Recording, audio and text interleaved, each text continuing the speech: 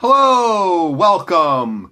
Today is Coupon Thursday, where we discuss everything having to do with the economy.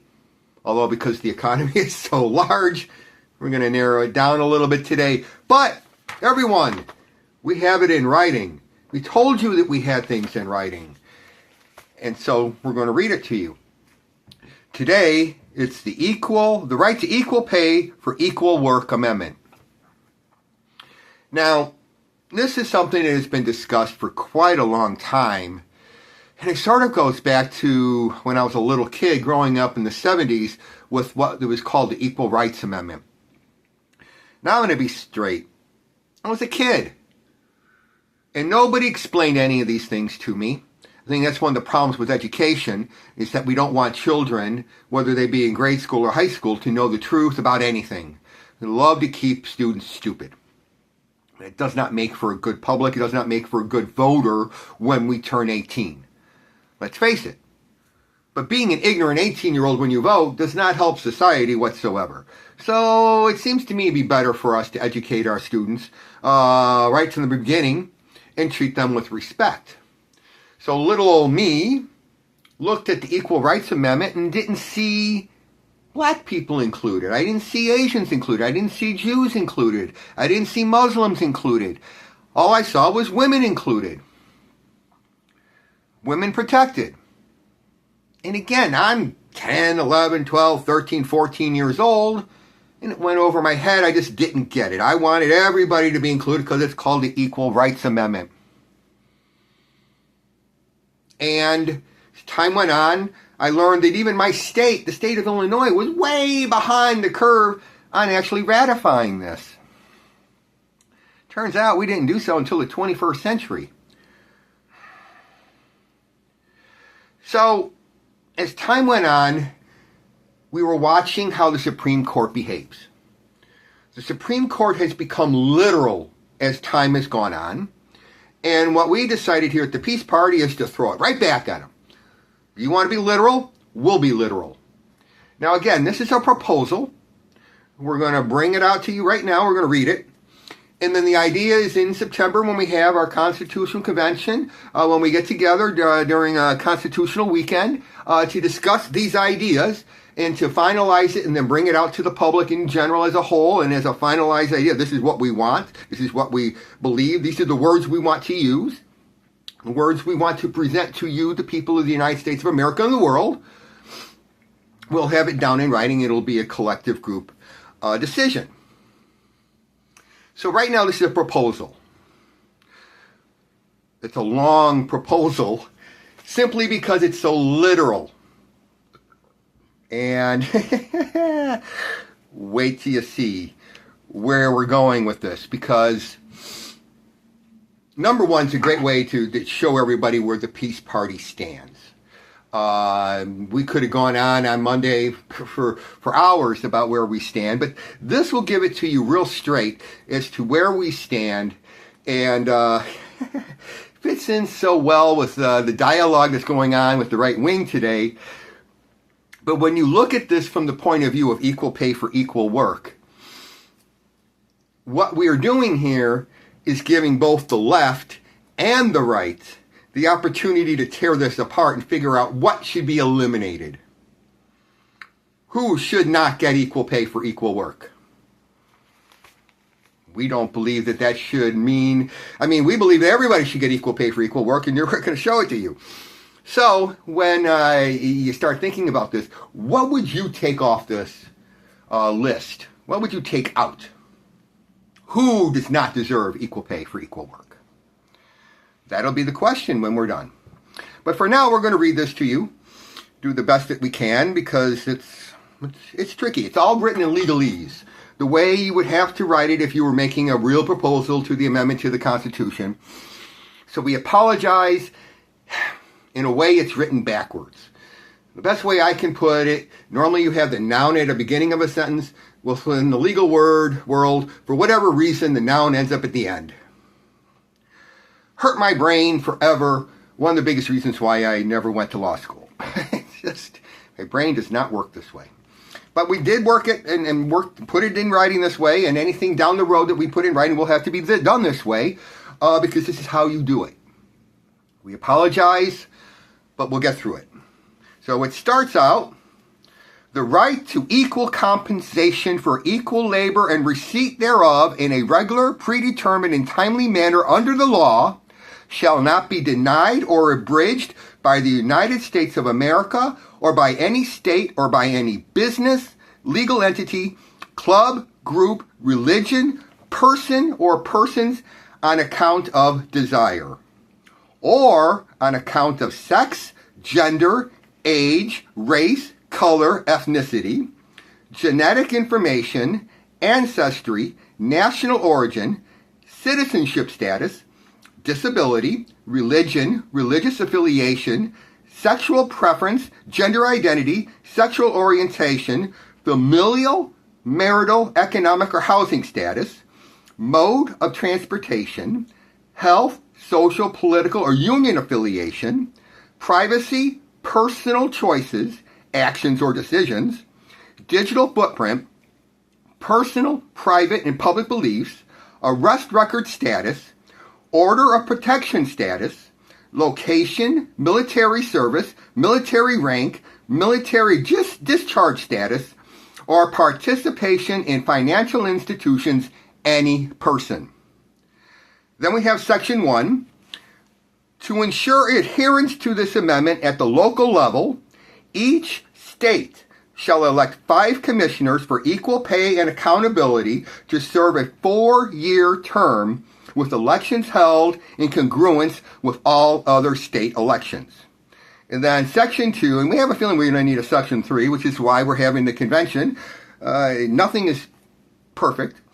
But the second section says here, upon ratification of this amendment, Congress shall within 180 days present to the President a review of the United States of America workplace environment, providing both an intrastate and interstate analysis with legislation providing for training, education, community outreach, employee education, training, and job placement, community and affordable housing development. Reason why we feel like now we're going to definitely need a Section 3 is to impose upon the federal branch, the President of the United States, to do this. We need an imposition amendment. We have now realized with what's going on in the White House that we can never assume that a president's going to obey the law any longer. We don't live in those times.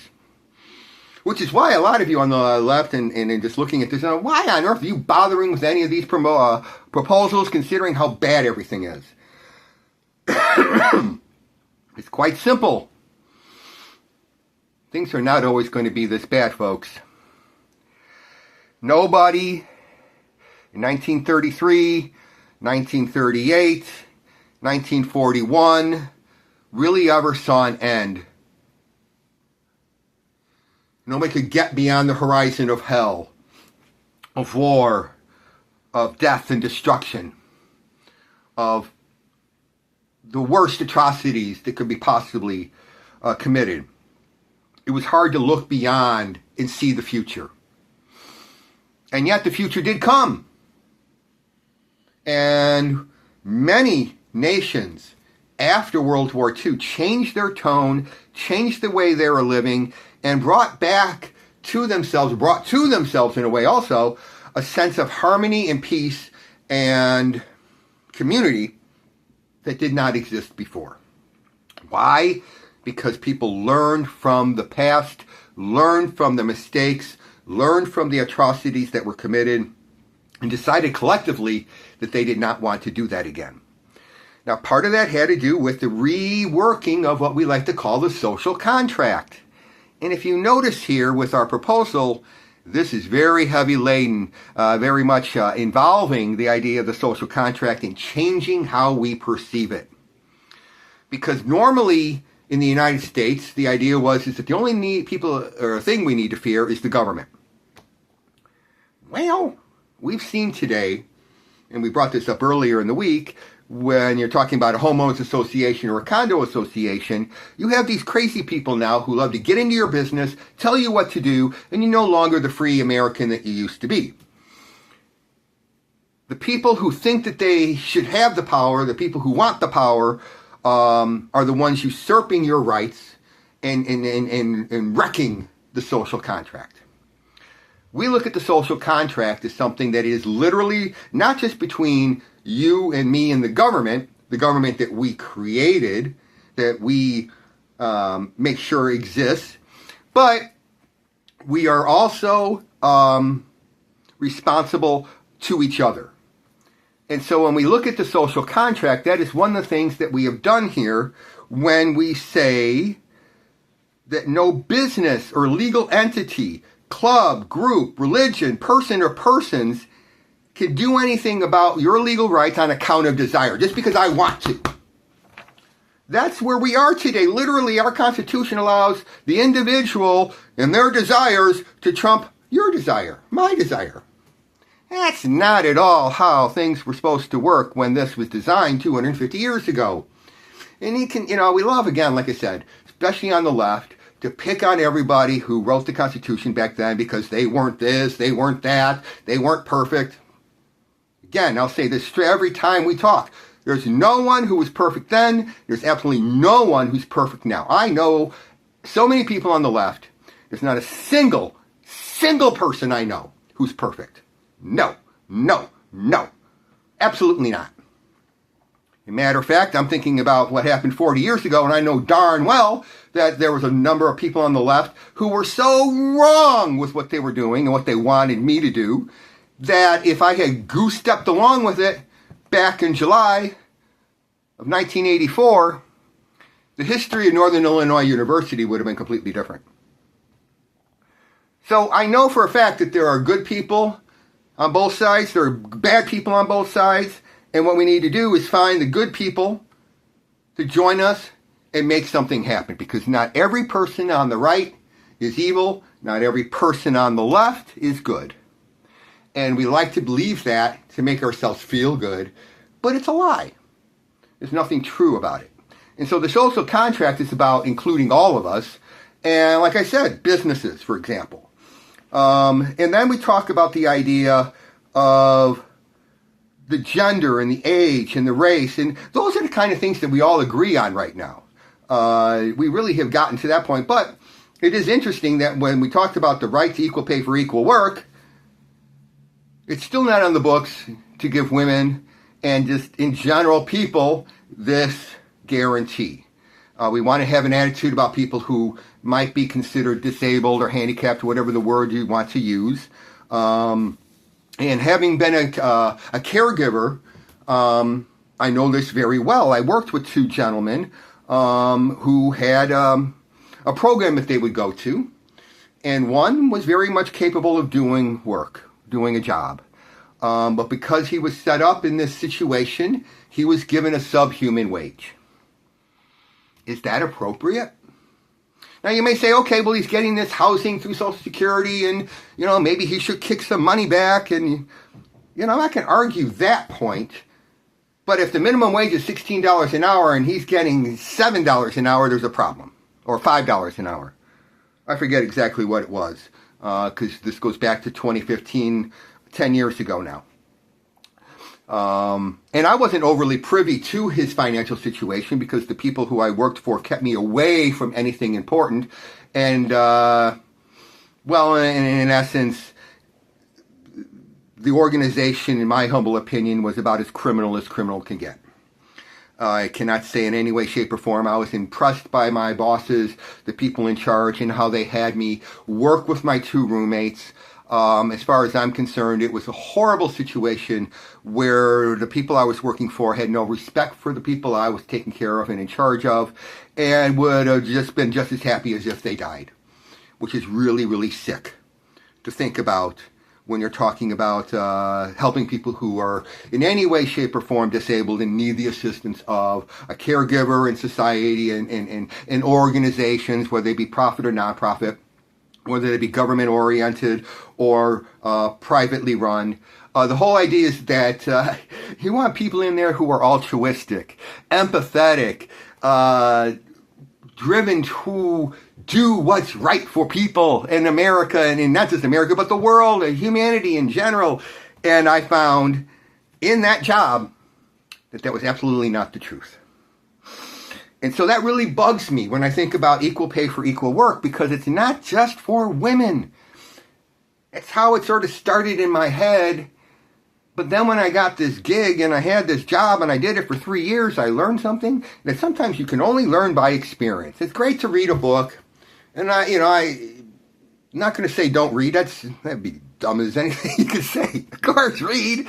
But yeah, sometimes you need to experience it. Just hands-on. Really touch it and feel it and live with it. Grab it by, the emotions and the reality and say, yes, yes, yes, I've been there and I know it.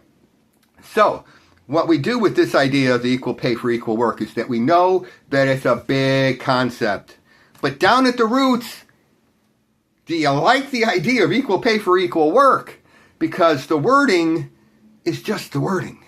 We know that down the road when we get the group of people, somebody's going to want to rip it apart. That's just how things work. If anybody studies the Declaration of Independence, good old Thomas Jefferson comes in with his wonderful piece of work that he worked on really, really hard. And what does Congress do? They start ripping it apart, ripping it apart, ripping it apart, ripping it apart. Democracy's messy. And so I'm not going to sit here and go, oh my God, you're destroying it. It's got to be all the way. No, I know for a fact that somebody's going to rip it apart. But what I love to see is what you're going to take out of here.